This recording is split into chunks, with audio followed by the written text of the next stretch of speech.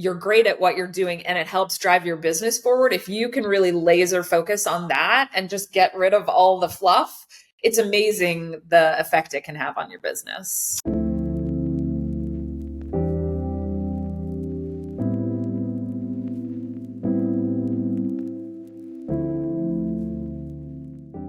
Welcome to our Aligning Life and Wealth interview series, where we're making money mean more by aligning it with aspects of life that matter most.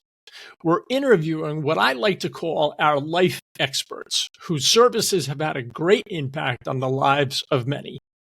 I'm Michael Conway, President and CEO of Conway Wealth, and today I'm excited to introduce to you Maddy Niebauer, founder and co-CEO of VChief. So, Maddy, welcome. Great to see you.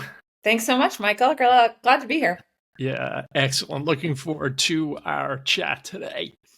Well, let's jump in. I have on my list here, let's start off with what inspired the founding of VChief.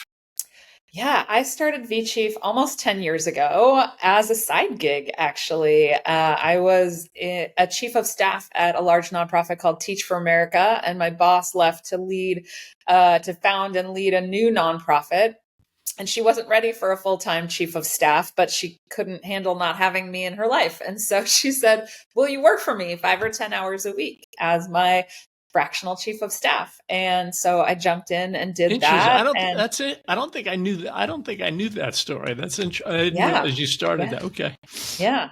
So I jumped in and supported her while I still had my full-time job. And then I was transitioning out of that role and thought, you know what, I bet there's other leaders like her who could use chief of staff capacity, but who might not have the budget or workload for someone in the role full time. And so I launched VChief, and I didn't take on any more clients myself. I basically became a matchmaker and found people who were looking for talent and found great talent and put them together. And for the first many years, we just did chiefs of staff, but then our clients kept coming to us asking for other things. And so we expanded and now offer COO, CFO, integrator, HR business partner, and an associate chief of staff, which is a little bit like somewhere between an EA and a chief of staff, project manager, someone help move things forward. Okay. So you've gone from you've expanded, right? Yeah. With what you're searching for. And how else has the mission changed?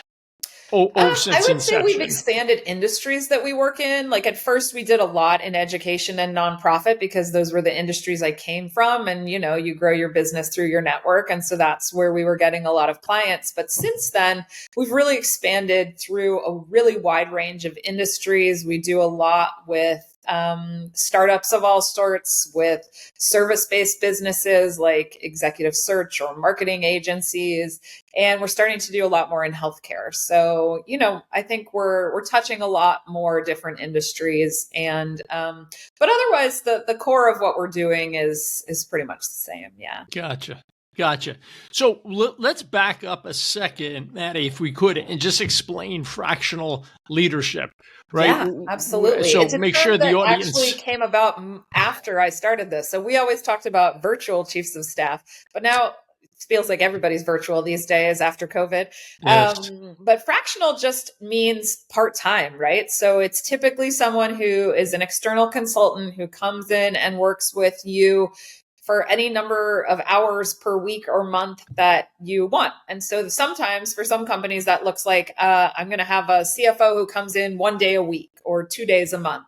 For us, we work on a number of hours per month, and how you use them and when you use them is up to the client. So we have clients who hire us for 20 hours a month and clients who hire us for 120 hours a month. So it just depends how much they need. And we're able to flex in and out as that need changes over time. So oftentimes people are like, I'm going to dip my toe in the water and see what this is all about.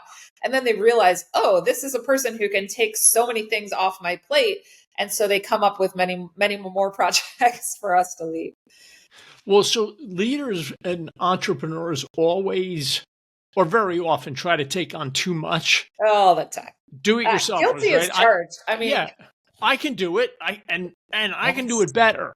Yeah. But then when you figure out there are really talented people out there, And Yeah. if they can help me, then I can go do the things that I really excel in, Yeah. and exponentially build the business. So that's cool. Exactly. I mean, it's really, if you can focus like where you can have the most impact, that place where like you love what you're doing, you're great at what you're doing, and it helps drive your business forward. If you can really laser focus on that and just get rid of all the fluff, it's amazing the effect it can have on your business. I had a coach for years, a guy by the name of Dan Sullivan. Strategic Coach is the name Yeah. of the Yep. I know company. about Dan Sullivan. That guy's, Yeah, so yeah. he talks about unique ability, Yes. right? Do the thing that you are exceptional at, and all Yeah. the other tasks other folks can do, and probably better.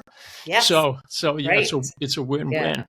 And I think one of the things that you need to do as you're thinking about that is really like have trust in other people, right? It's hard sometimes to let go of those things. I remember when one of the things for me was the matching process, right? And I knew all our talent and I talked to every client and I was like, I own this and I'm really good at finding just the right person.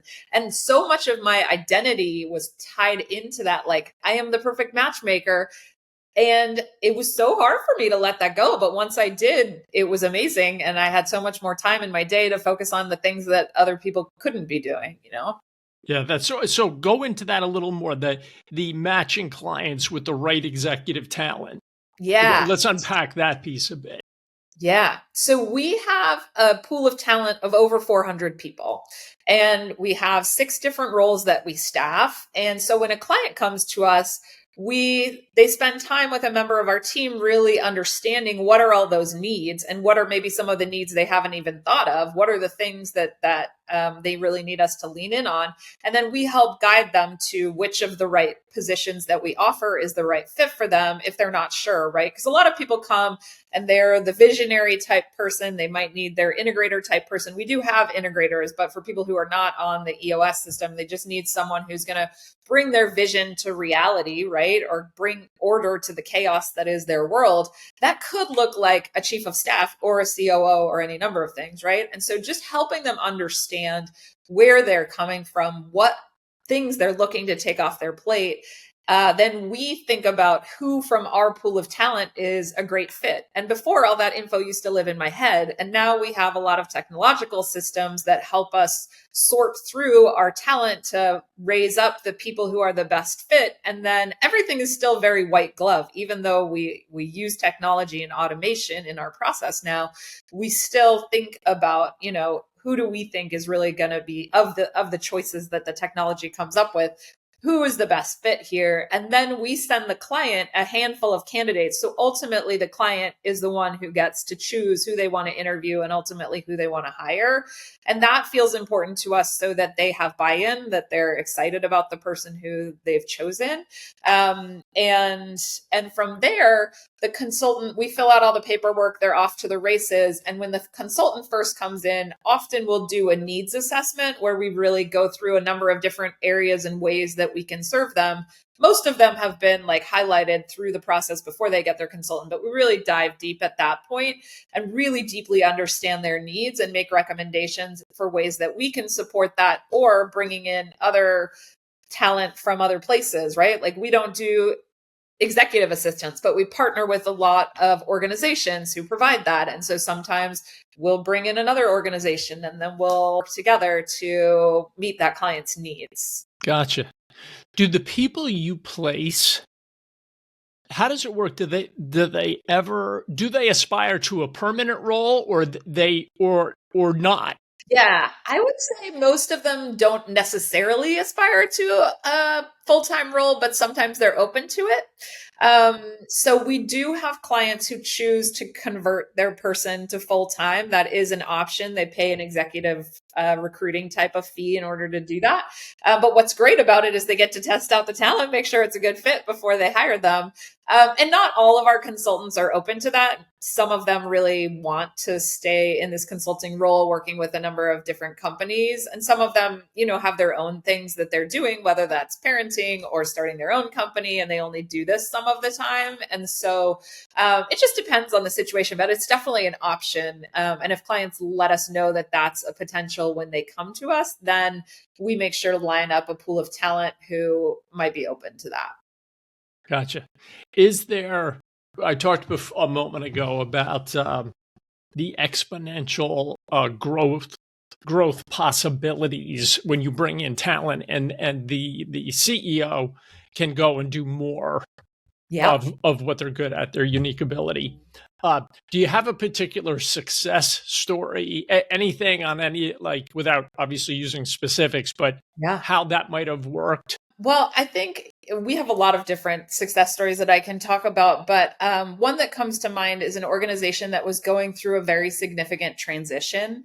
And they had some gaps in their finance team, and we helped them identify and collect over $500,000 of money, which felt like a really concrete results for them. We also helped them manage a $4 million merger with another organization. And so those were all things that, they're taking up the brain space of the CEO, even if they weren't necessarily the things that CEO would typically be doing, because there was this gap in their organization and because they were going through a really big transition. We were able to come in and just manage a few projects in ways that really resulted in immediate return on investment. Yeah, that's amazing. That Yeah. I guess that one company, they you paid for your fees, Yeah, and then some. and then some a bit. And we Just as sometimes do fundraising for organizations. And again, obviously you can't guarantee financial results in particular, but when sure. you have this gap and no one's paying attention to it or able to push it forward, and then suddenly you have someone who's really focused on it, I think you can really find some amazing results. That's cool. What advice would you give an organization or organizations considering fractional leadership for the first time? Yeah, well, I think it's interesting to just dip your toe into the water, right? And there's a number of different agencies out there providing this type of support depending on what you're looking for, right? So we staff a number of different positions. There's other things that we don't do that other companies do. And then there's also independent providers, right? And so I think just starting to have some conversations with people who are in the space and seeing what kind of talent they have out there. I mean, I think we feel really confident that when we talk to clients that they will see the caliber of our talent, right? But we're not the only people in this game. So I think it's important to explore what's out there, and just give it a try, because I think the thing that holds leaders back, like we were talking about earlier, is this belief that they have to do everything, or their identity is tied up in doing some portion of their job that really they shouldn't be doing anymore. And so actually taking some time, honestly, the first step that I might recommend is for leaders to really set their own strategic priorities. So we have these big organizational priorities or goals, but like, what do I as a leader need to win at in order for the organization to meet those goals? Where do I need to focus? Where do I have that unique ability? And how does that compare with how I'm spending my time? So we'll often do a time audit with leaders and say, okay, you say these are your 3 or 4 priorities, but you're spending 80% of your time doing other things. And that can be a real slap in the face in a good way to say like, oh, hey, maybe let's change course. And I think that could be a good activity for someone to do on their own, even if you just think about, what do I really need to focus on? And am I actually focusing on that? And of the ways I spend my time that are not the priorities, what are those things? And how could I either automate them or delegate them or otherwise just sort of get them out of my life so that I can focus? I was speaking to an entrepreneur just yesterday, actually. Yeah. And there was a question about where the business was headed. And I asked this gentleman, how many hours a week do you work?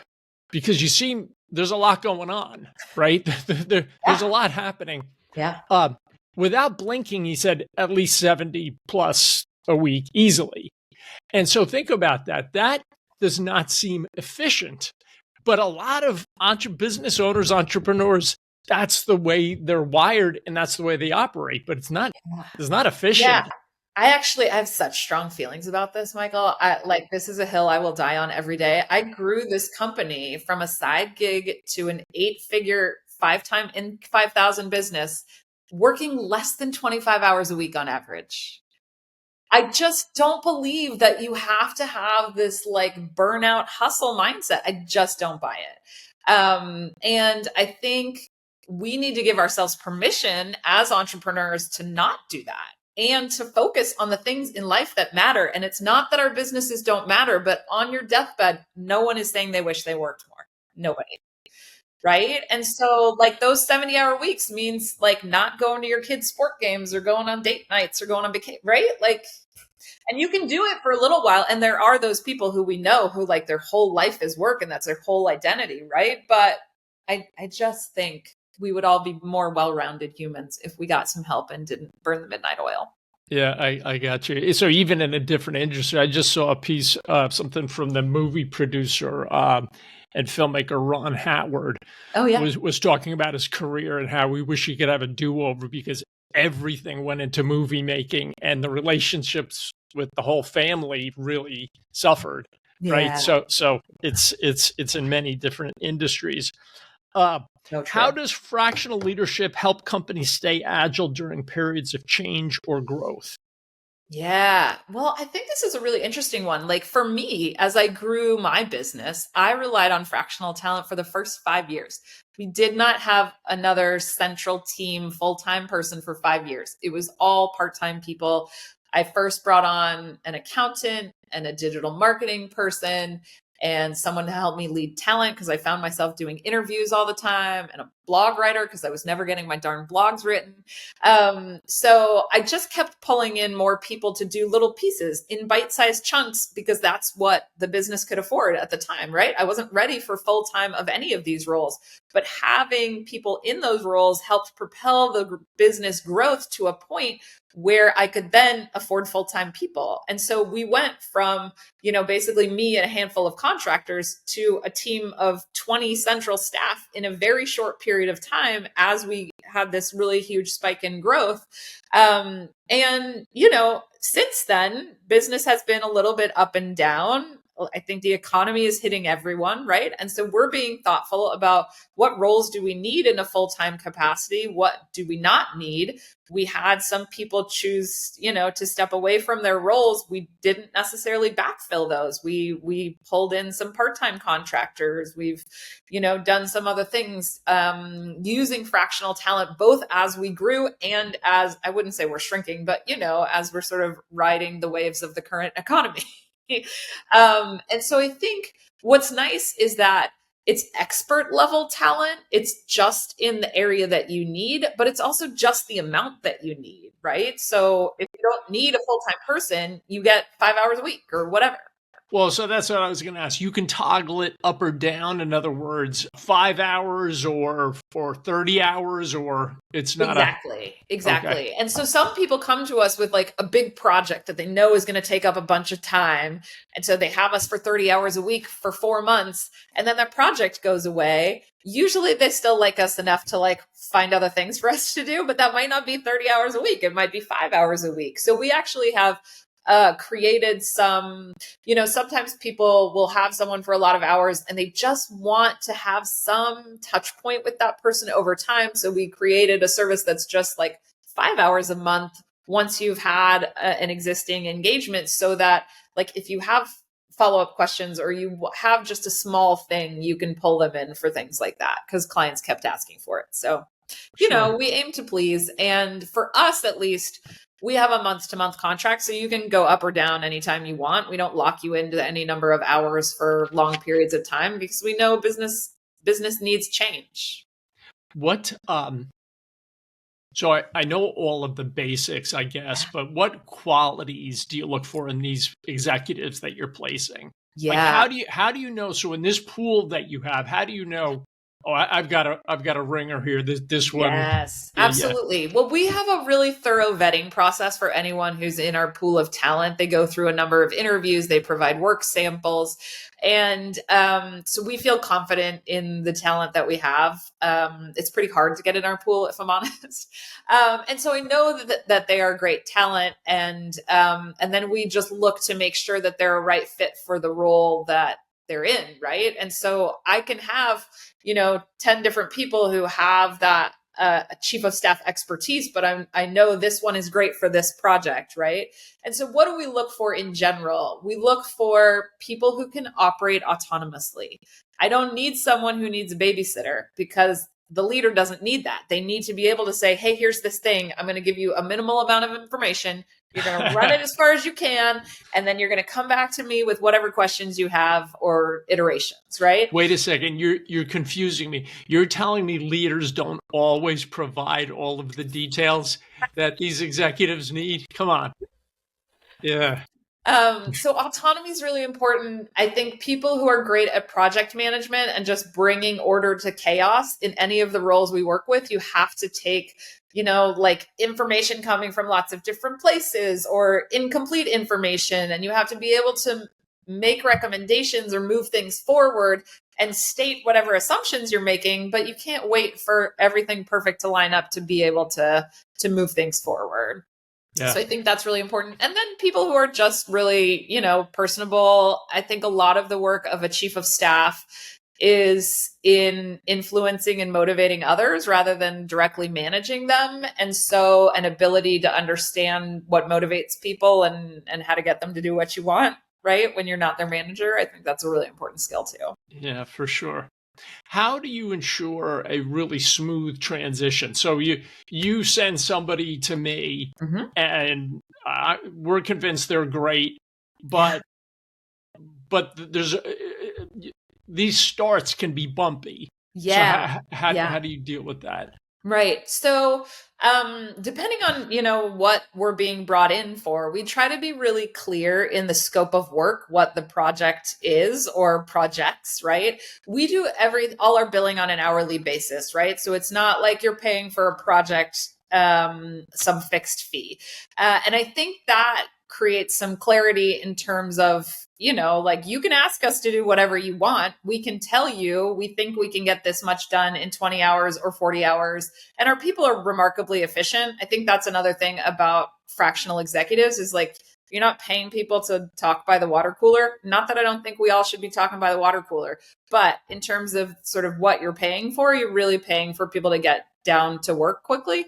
Sure. And so we have a number of check-ins from our central team as we start the process, right? And we check in with clients after a couple of weeks. We gather both informal and formal feedback at various touch points throughout the project.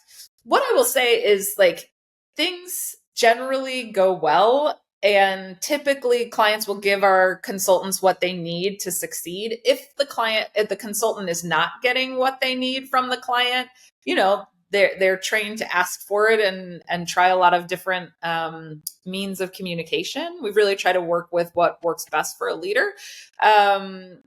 And if they're still struggling to sort of get a foothold, then, the people who started the relationship from our central team might reach out to the leader and navigate any hiccups or things like that. Sure. And if there's not a good fit, because it's not always a great fit, right? Even though our talent is all great, sometimes you think someone's great in an interview and then you get them in there and you're like, I think I needed someone who is a little bit more this way, right? Yeah. So yeah.